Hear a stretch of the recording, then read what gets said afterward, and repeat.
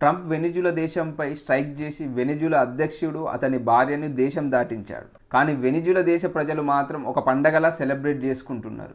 ఎందుకు పండగలా సెలబ్రేట్ చేసుకుంటున్నారని తెలియాలంటే మనం కొంచెం వెనక్కి వెళ్ళాలి.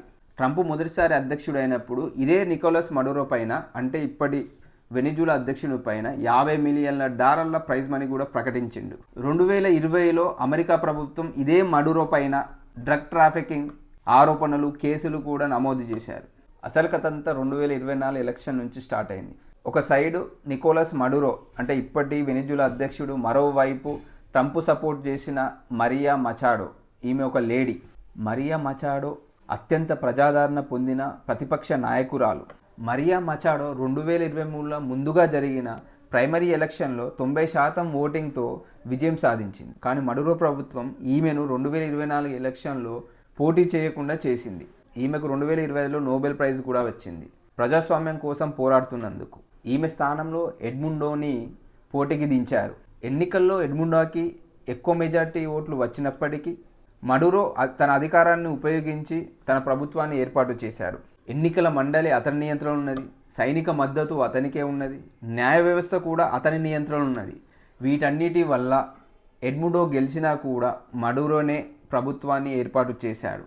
ఎవరైతే ఎడ్ముండో గెలిచాడని వాళ్ళ గొంతెత్తారో వేలాది మందిని జైలుకు పంపాడు. ప్రాణభయంతో ఎడ్ముండో స్పెయిన్కు పారిపోయాడు. సింపుల్గా చెప్పాలంటే వీళ్ళిద్దరూ కలిసి వెనిజులాలో మడురో డిక్టేటర్ పాలనకు వ్యతిరేకంగా పోరాడారు. సో ట్రంప్ ఎవరికైతే సపోర్ట్ చేశారో వాళ్ళు వెనిజులాలో గెలవలేకపోయారు. ఎందుకంటే మడురో యొక్క నియంత్రిత పాలన వల్ల. అసలు కథంతా 2025 నుంచి స్టార్ట్ అయింది. ఎందుకంటే 2025లో ట్రంప్ అధ్యక్షుడిగా రెండోసారి గెలిచాడు. అమెరికా వెనిజులా మధ్య సంబంధాలు గతంలో ఎప్పుడూ లేని విధంగా చాలా విపరీతమైన ప్రభావం చూపించింది. జనవరి 3, 2026లో నికోలస్ మడురోని, అతని భార్యను అమెరికాకు చెందిన డెల్టా ఫోర్స్ వాళ్ళను బంధించి దేశాన్ని దాటించారు. అసలు అతన్ని ఎందుకు బంధించింది? నార్కో టెర్రరిజం ఆరోపణలు. ట్రంప్ ప్రభుత్వం మడురో పాలనను ఒక డ్రగ్ మాఫియాగా పరిగణిస్తుంది. వెనిజులా నుండి అమెరికాకు డ్రగ్ని సరఫరా చేస్తున్నారని ఆరోపిస్తుంది. ట్రంప్ వెనిజులా మీద స్ట్రైక్ చేసినప్పటి నుంచి ఆ దేశం ఒక పండగలా సెలబ్రేట్ చేసుకుంటుంది. ఆ దేశంలో ఎమర్జెన్సీని ప్రకటించింది. ఈ సందర్భంగా ట్రంప్ మాట్లాడుతూ సురక్షితమైన అధికార మార్పిడి జరిగేంత వరకు వెనిజులాని అమెరికానే చూసుకుంటుంది అని ట్రంప్ మాట్లాడారు.